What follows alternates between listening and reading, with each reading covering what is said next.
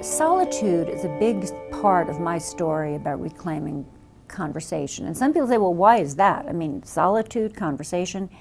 Reclaiming conversation begins in solitude. And here's why. That you need to be able to gather yourself to yourself and have a capacity for solitude before you can turn to someone else and really hear what they have to say.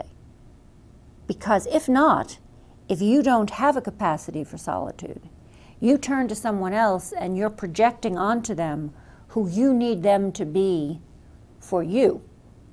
And you can't hear who they really are. And instinctively, we shun people like that. And technically they're narcissistic personalities, but we don't need to know their technical name. We just know we're uncomfortable about them because they're not giving us a chance to be us. They're making us be who they need us to be.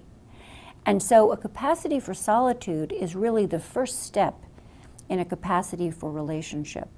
And so solitude and the capacity for relationship, solitude and a capacity for conversation, these go together.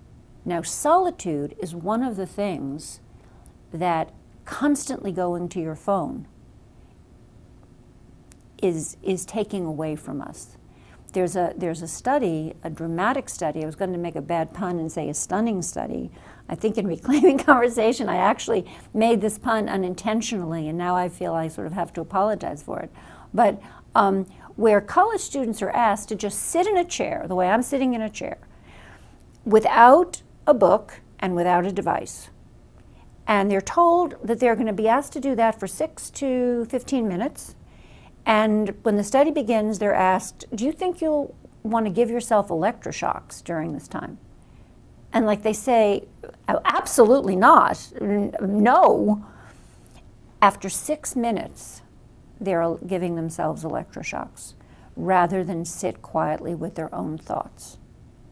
In our culture, so used to being able to go to a device, we treat being alone as a problem that needs to be solved.